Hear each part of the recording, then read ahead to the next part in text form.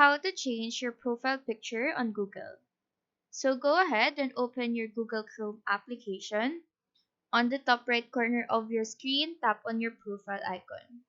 These settings will then show, and in here tap your email. If you have more than one Google account in your device, those emails will show, so just choose the email again, the one that you want to change the profile picture. Here below, choose Manage your Google account.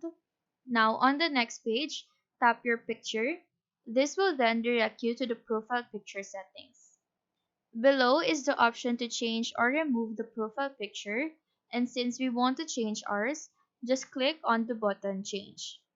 Here there are available photos provided by Google that you can use, but you can also choose photos from your own device. To do that, click Device Photo, tap on Browse or Take a Photo, and in here you can either choose from Photo Library, take a photo, or choose from your files. So I will be choosing the Photo Library.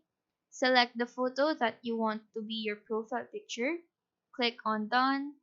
In this page you can adjust it, and after editing, click on Next, and then tap on Save as Profile Picture.